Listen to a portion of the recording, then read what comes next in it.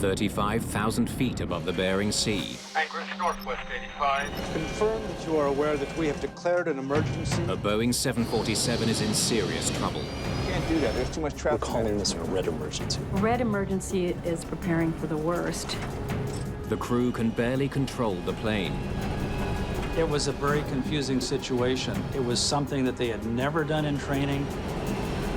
They need all the help they can get to have any hope of bringing the plane and its 386 passengers safely to the ground. If there's ever going to be a time you fly the perfect approach, it's got to be this one. Mayday, Mayday.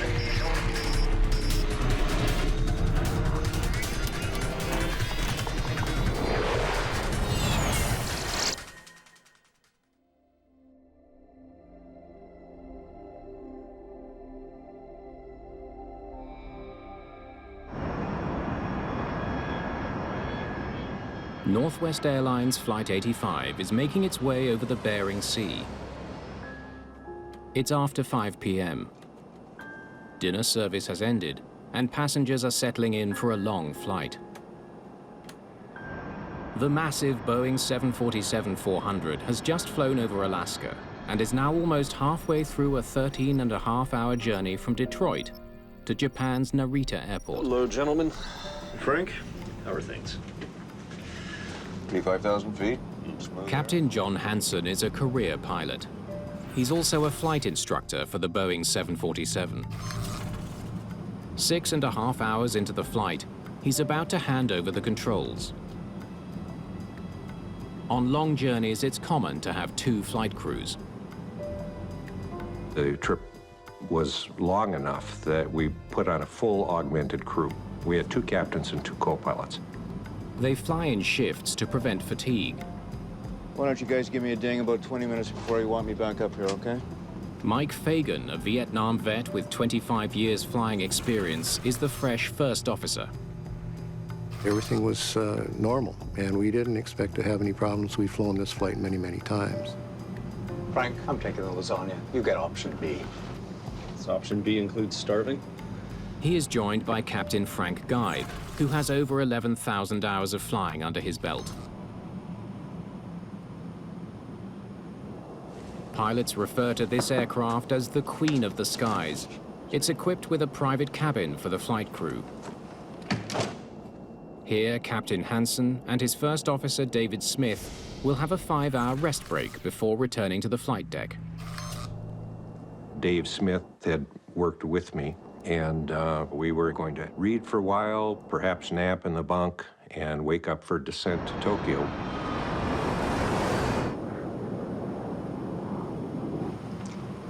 You sure you're not hungry? Trust me, I'm good. Flight 85 is more than 6 hours from landing at Narita.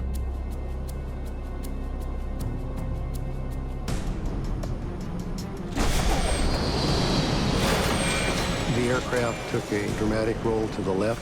It went from 35 through 40 degrees of bank. For no apparent reason, What happened? the pilots have lost control of their plane.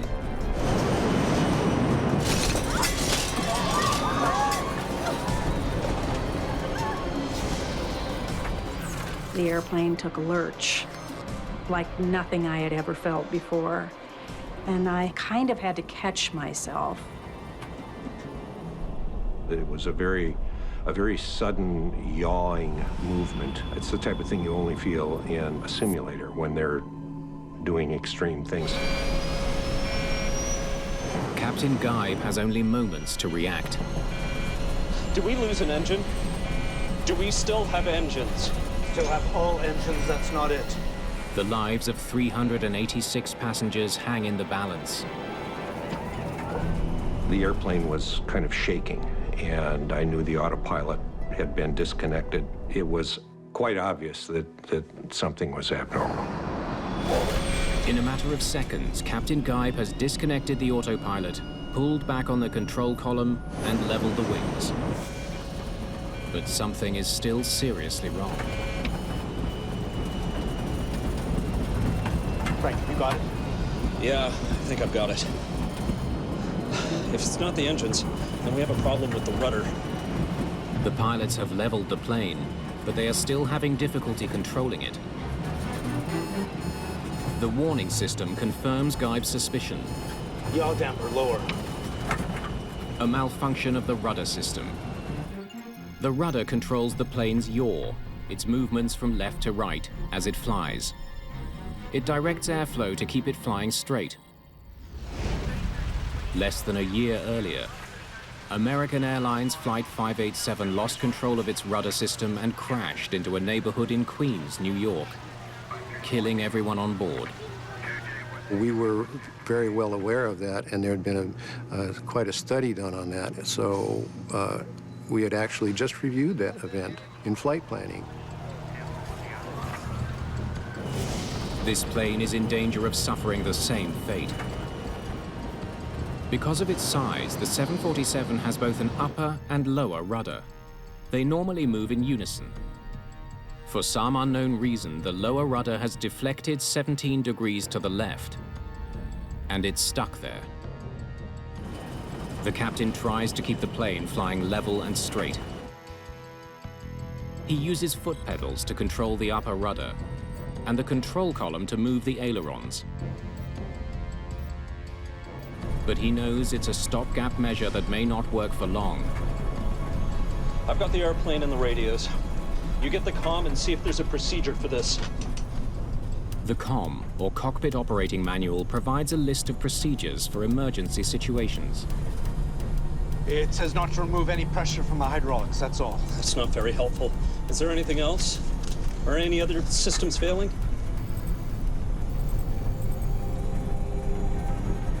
Not so far. Hydraulics control several vital components, including the failed rudder. More failures could spell disaster. How far to Narita? About 6 hours. Flying that far without full control of the plane is a huge risk. P3, get them back. When you're in the bunk, you're used to hearing the P3 only at times when it's time for a shift change. When you hear it at an odd time, it means come back, because something out of the ordinary has happened. Anchorage is 2 hours behind us. Call them and declare an emergency. We're turning around. Anchorage, this is Northwest 85. But even contacting Anchorage is a problem. Anchorage, this is Northwest 85. Air traffic control centers have a limited range. In the middle of the sea between the two continents, the plane is in a dead zone. No one in Anchorage knows they're in trouble. In the cabin, passengers don't know the scale of the problem. Many passengers assume it was only turbulence that caused the sudden jolt. See if you can reach 19. The pilots attempt to contact another flight that's closer to Alaska. Northwest 19, this is Northwest 85. But the signal is weak. Northwest 19, this is Northwest 85. This is Northwest 19, go ahead. We have an emergency on board. Can you relay to Anchorage? Roger, stand by. Okay, let's turn this around. The plane goes into a very wide right turn.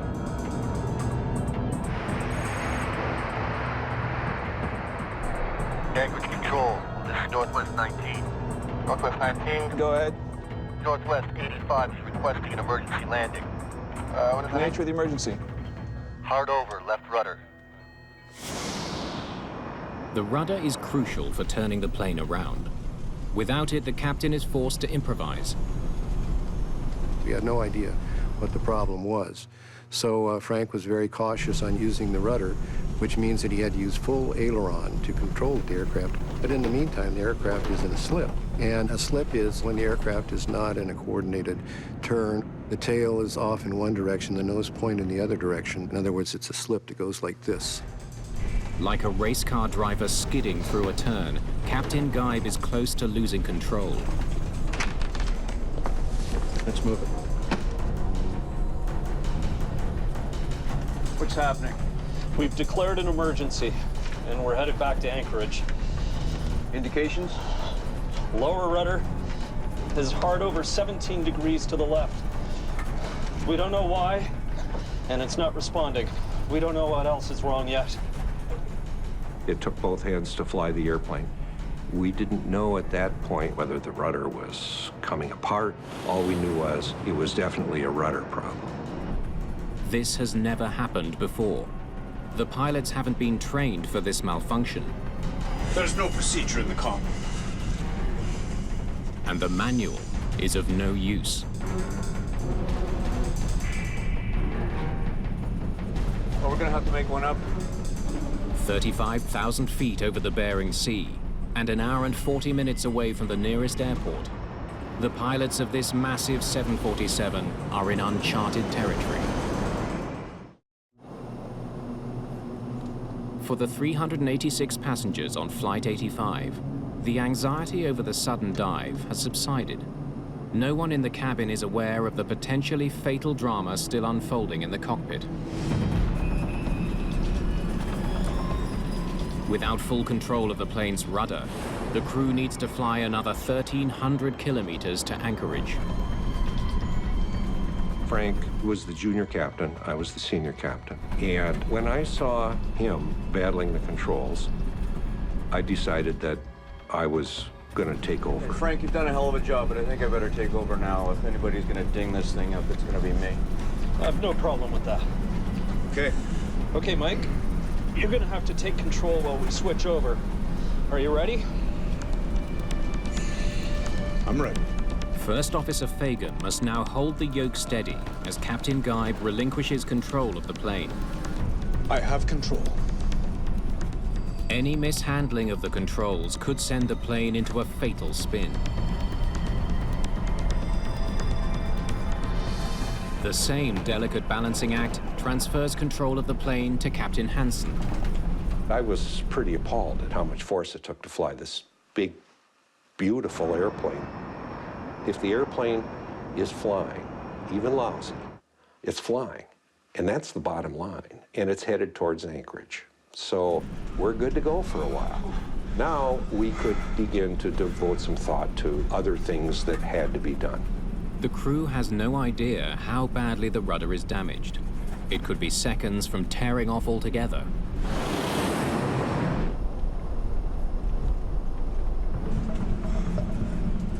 I can't tell whether the damn rudder's trying to leave the airplane. What do we tell the cabin? We decided the passengers really should know, so we wanted a liaison with the cabin, and Frank offered to do that. I'll go back and tell them. The more they know, the better. I agree. I think we should tell them exactly what's going on.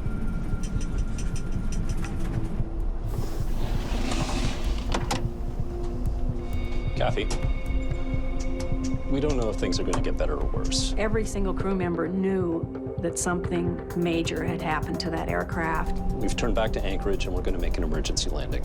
The captain didn't try to hide anything, didn't try to pull any punches. He just flat out said how things were and that it could possibly be a very rough landing. Kathy, we're calling this one a red emergency. Red emergency is, of course, preparing for the worst. There may be a crash landing, there may be damage to the aircraft, there may be injury and or death to the passengers and or yourself. Hello, ladies and gentlemen. I'm Captain Frank Gieb. We are dealing with a malfunction at the moment, and our crew is dealing with the situation as best we can. We need everybody to remain calm. And please, give your flight attendants your complete attention. I cannot stress how important your complete cooperation will be in order for us to make it to the ground safely. The passengers, for the most part, were fairly calm. I promise I'll update you with any new information as it becomes available. Thank you very much for your attention, and I'll talk to you later. After a few minutes, you could hear some people crying a little bit. You could see people looking around. You could see fear. We need to talk to SOC. We need suggestions. We can reach them on HF. The Systems Operations Center in Minnesota may be able to help. But to reach that far, the pilots must use high-frequency radio, which has a weak, intermittent signal. HF radio is like when you were a kid and your best friend lived next door and you talked to him between your bedrooms with 2 Campbell soup cans with a string between them. About that level of sound quality, it's just awful.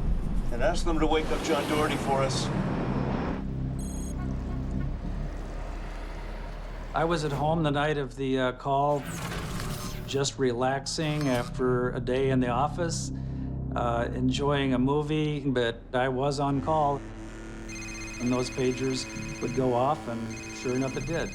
John Doherty has worked with Captain Hansen for several years. I knew John very well, so I had a face, a person, a pilot I knew very well in my mind's eye.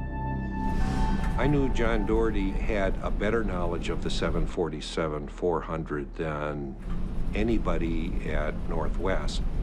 But Captain Hansen has no idea when his friend's help might arrive.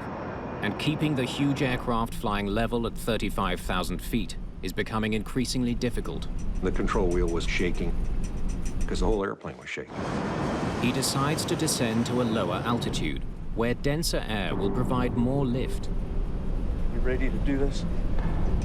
All set. But with a crippled plane, this normally routine procedure will be another risky maneuver.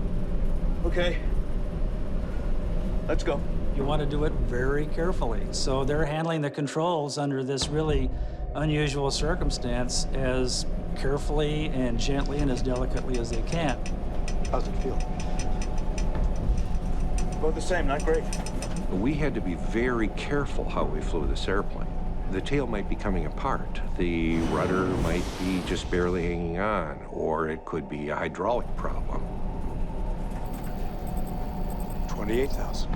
They make it down to 28,000 feet without further incident. I think I got this here.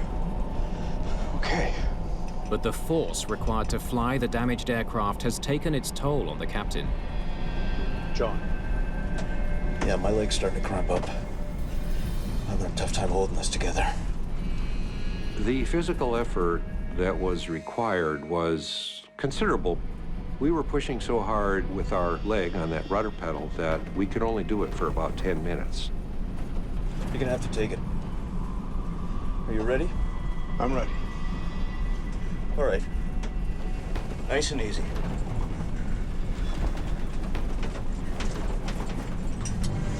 And then Mike would come in as I released. It wanted to go back the other way. In other words, you had to make it go where you wanted it to go. And you have to use the cross control. So you're using the muscles in your shoulder and in your back, and we would lock our legs.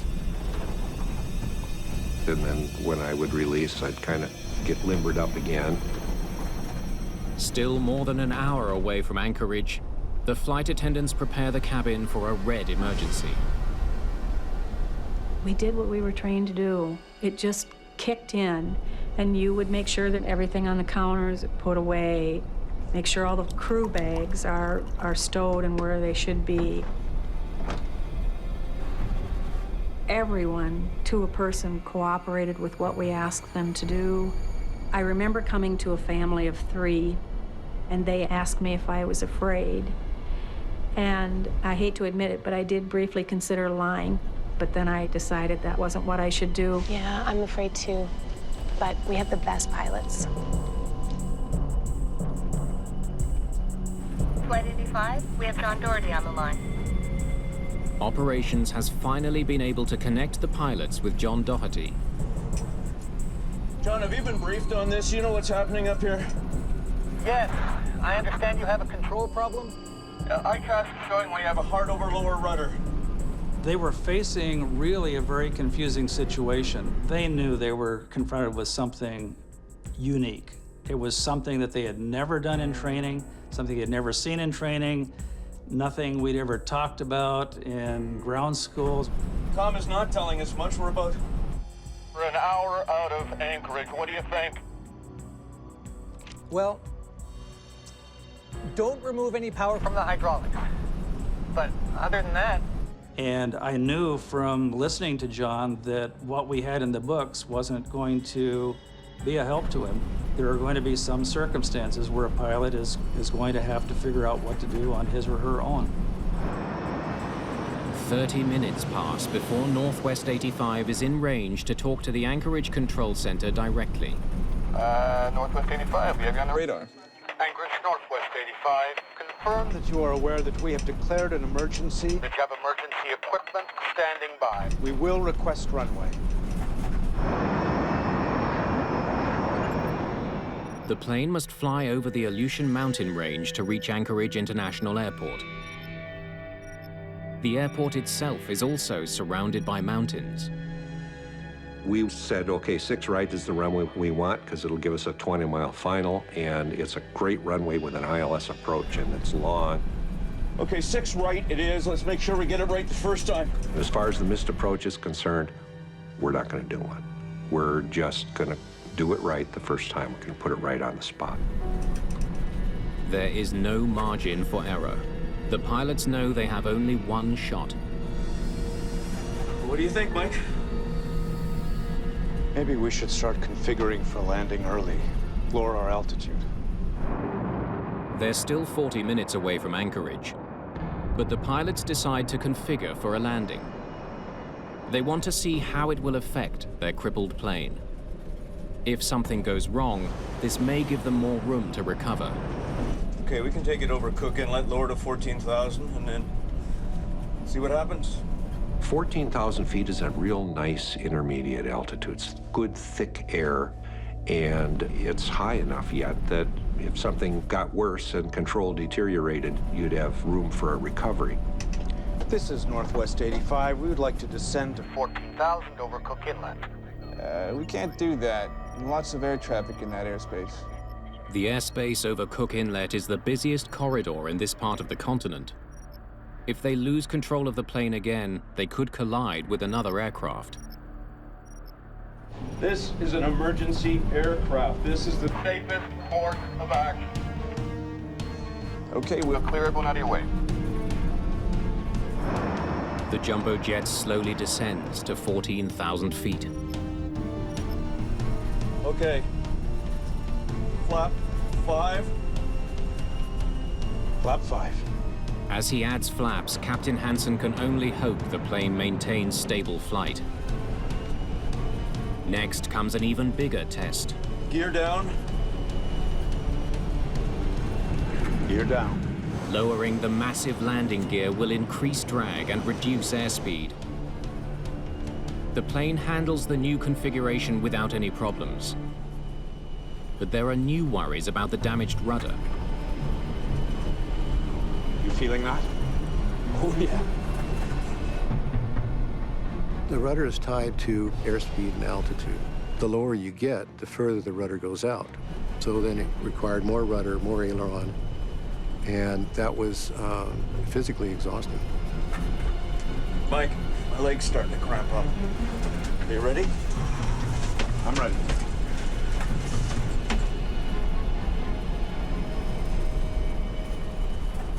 John Doherty is still on the line to the crew.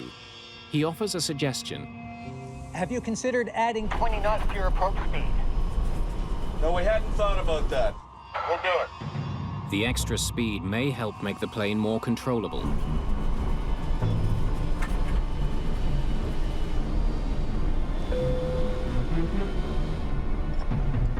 Hello, ladies and gentlemen.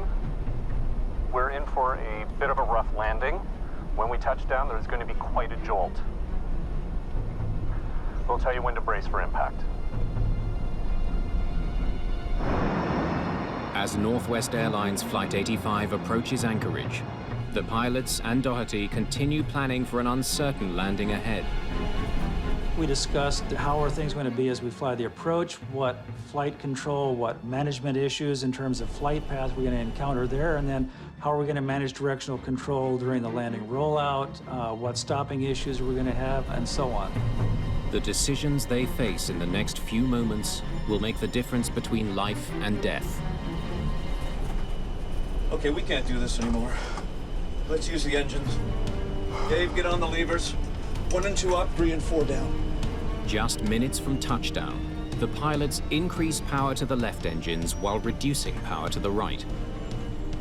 This uneven thrust should help keep it straight. But there is a danger. No one knows how badly damaged the rudder is. If it tears off while the engine thrust is uneven, the pilots will lose all control.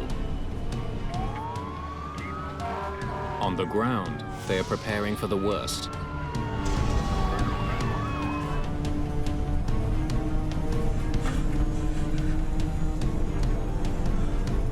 Give $1,000 for a rearview mirror right now.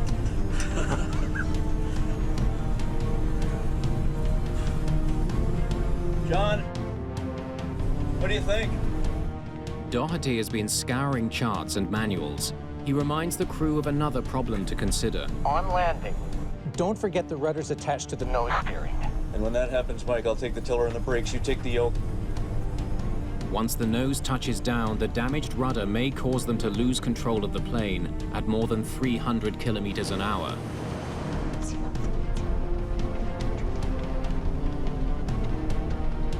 I flew the approach all the way down, and I thought, if there's ever going to be a time that you fly a perfect approach, it's got to be this one. I became extraneous at that time, so somewhere along around 7,000 to 8,000 feet on the way down, I signed off with the crew. I'll talk to you when you're on the ground. We'll talk soon. You know, I gave John whatever blessing I could give at the moment, probably understated in typical pilot fashion, and I was off the line and just waiting to hear what happened.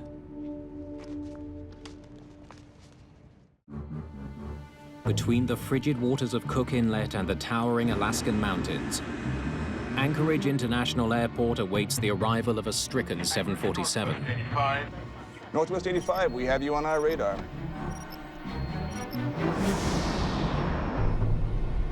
The passengers and crew of Northwest 85 are now moments away from an emergency landing.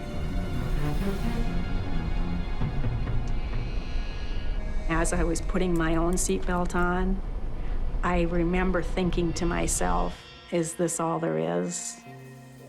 As in, am I done here? Am I going to be alive when this is over? And I thought about my kids and my husband and my home. Northwest 85, clear to land. Emergency equipment standing by. Roger, cleared to land. The crew still has no idea what will happen when the plane touches the ground. There were close to 400 passengers in that airplane and a crew of 18, and some of them people that I knew personally, like John and the other pilots in the crew. So waiting was hard. Okay, everyone, here we go.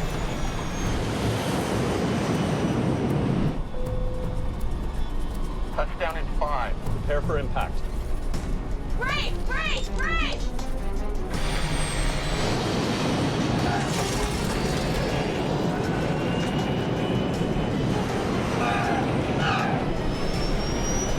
Got it?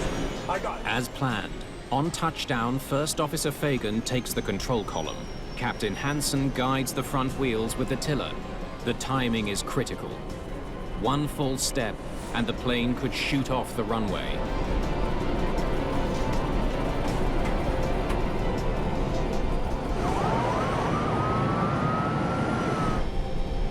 We got it.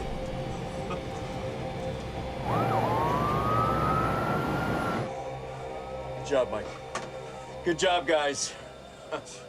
So what do we do for encore? Not that. Everyone in the cockpit was finally able to exhale. And we just went,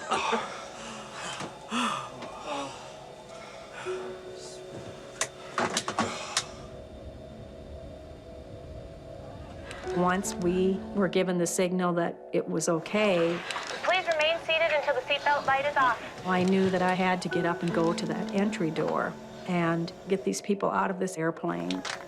We did what we were trained to do. We did a great job. Controllers can see what the pilots can't. That's quite the rudder you got there. Must have been a hell of a ride. Oh yeah, it was a real joyride. Almost 2 hours after the emergency began at 35,000 feet, all 404 people on board are safely on the ground.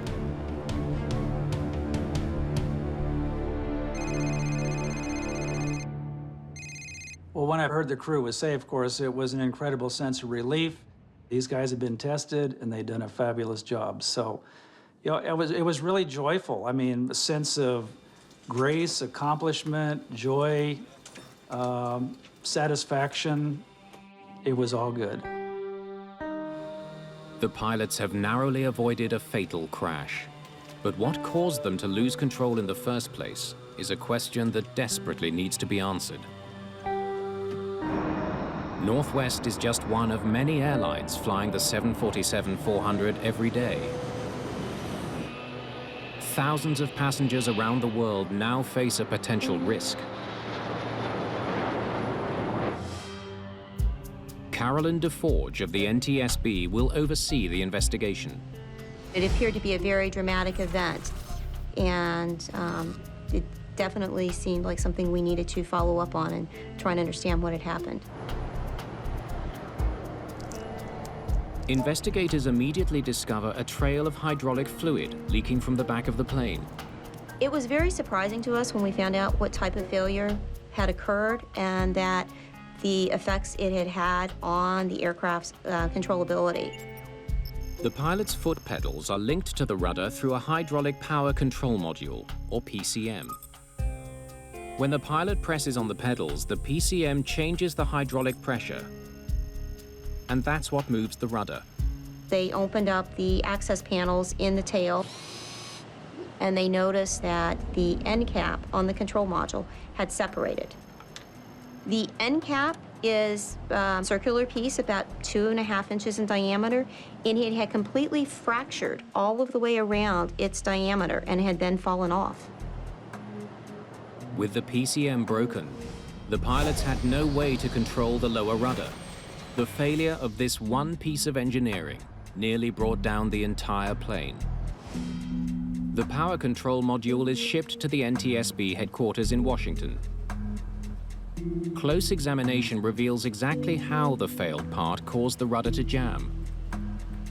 When the end cap came off, it allowed a piston inside the module to move further than its design limit was intended, and that is what resulted in the rudder hardover. But why the module's end cap failed in the first place is still a mystery.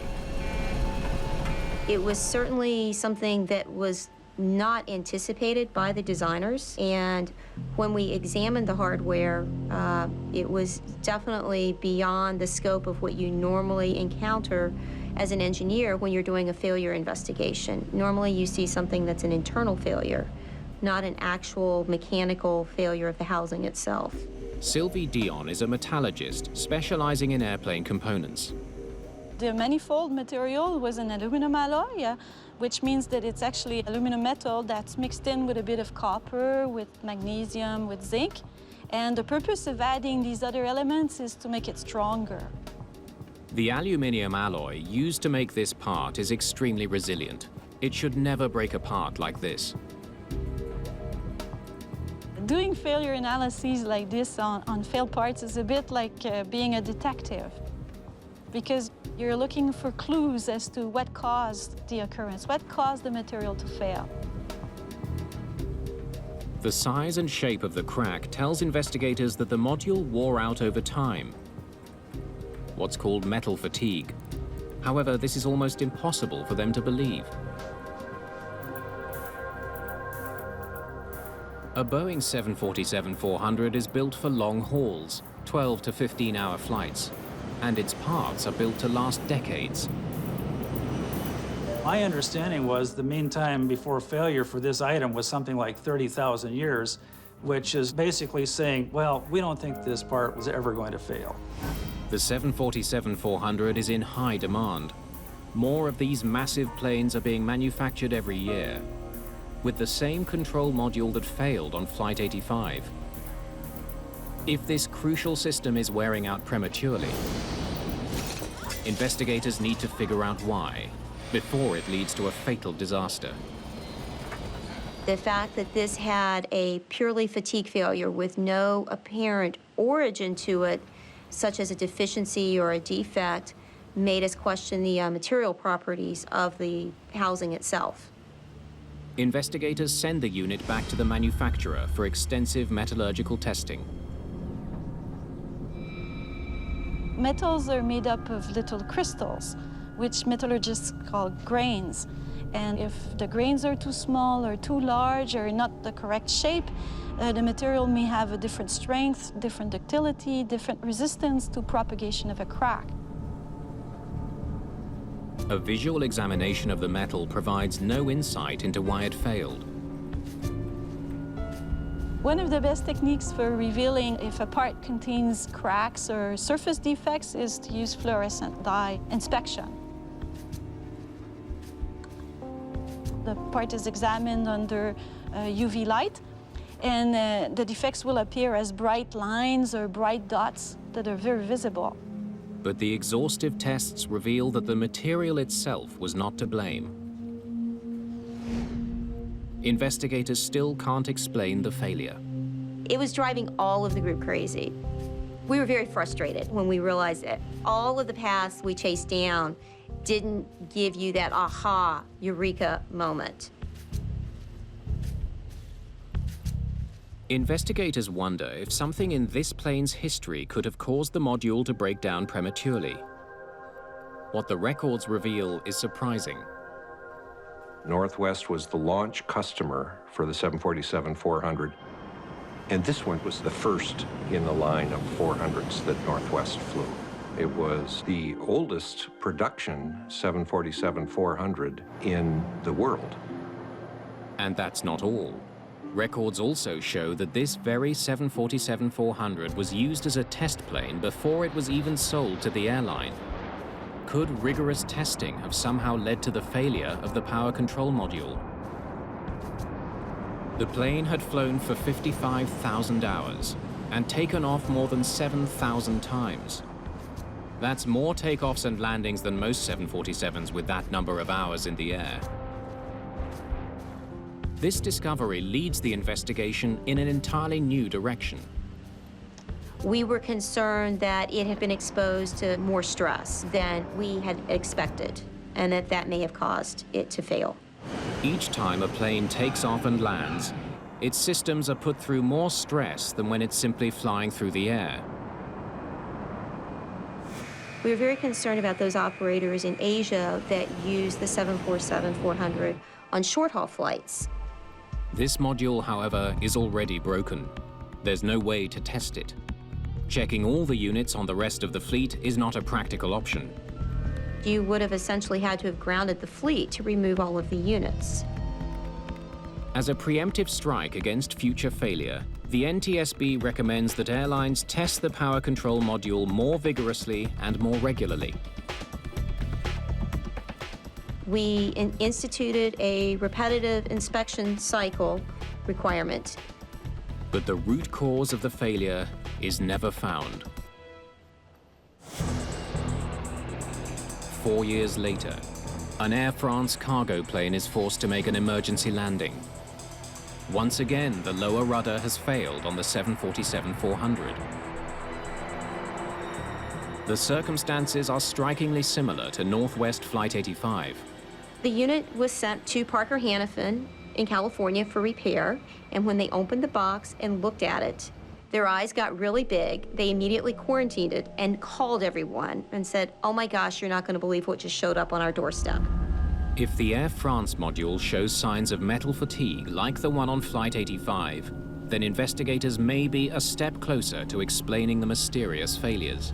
We immediately focused in on the fracture surface again in the same area and did many of the checks that we had done the first time around. But this case seems to be different. There is no sign of fatigue. Instead, they find a manufacturing defect. We actually found a deficiency in the bottom of the threaded bore section. We found a very sharp radius at the bottom of the threads, which is where the crack had propagated from. While finding the cause of this latest failure is significant, it has done nothing to help explain the failure on the Northwest flight 4 years earlier. Was it overloading? Was it a progressive failure? Was it exposed to something in the environment that caused it to fail? Without knowing the why, you can't really take the appropriate corrective action. And as an investigator, that's frustrating.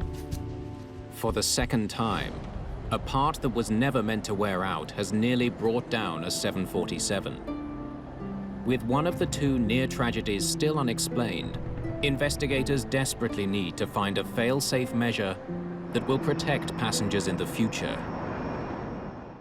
Okay, everyone, here we go. 4 years after Flight 85's heart-stopping emergency landing in Anchorage, the cause of the 747's rudder failure is still unknown. Now the same part has failed on another flight. The next failure could be deadly. We still don't know actually the root cause of the Northwest failure. But because of what we found with the second Air France failure, we needed to take corrective action to prevent similar failures from occurring. Investigators recommend attaching special plugs to the control module.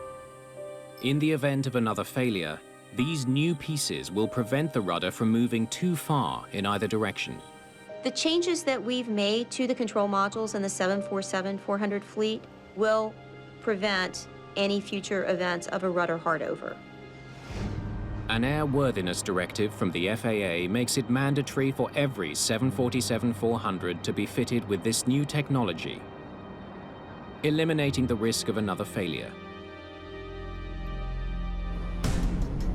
But still, there is another question to consider. One investigators seldom have the luxury to contemplate. With a catastrophic failure of the rudder system, why didn't Flight 85 crash? One reason, the very design of this 747. Having a split rudder is definitely an unusual feature of this airplane. And in this case, it worked in their favor in the sense that if there had only been one rudder and the actuator of that rudder had failed, then 100% of the yaw control would have been deflected, which would have magnified the problem. But technology alone did not save 404 lives. In 1985, China Airlines Flight 006 also went into a sudden roll. But that flight plummeted nearly 30,000 feet before the pilots were able to regain control. How had Flight 85 escaped the same fate? If Frank hadn't reacted the way he had, we probably would not be here to tell the story. Frank, have you got it? Yes, I think I've got it. Captain Geib's actions in the first few seconds were critical to saving the plane. But what got it safely to the ground is another story. Every pilot in that cockpit knew what was going on. Risks were being assessed and so on. On landing. Don't forget the rudders attached to the nose steering. And when that happens, Mike, I'll take the tiller of the brakes and you take the yoke. Cockpit resource management is really what enabled us to think this thing through and get the airplane on the ground. I am proud to say we were like a well-oiled machine. We all did what we were trained to do. Touchdown in 5. Prepare for impact. And not one single person fell apart. Report to each other, Captain. Guys that we had in the cockpit were just tremendous. Everybody communicated. I'll go back and tell them. The more they know, the better. I agree. I think we should tell them exactly what's going on. I think this crew did a phenomenal job in getting this aircraft back on the ground safely. In 2003, the Airline Pilots Association awarded the crew of Northwest Airlines Flight 85 with the Superior Airmanship Award. More important than the award was the fact that we got the people on the ground safely. We got it. In this day and age of automated cockpits, hand flying is in danger of becoming a lost art. We have to remember as pilots that we are there because of our flying skills. We had prepared so well for this thing that the failure was not an option.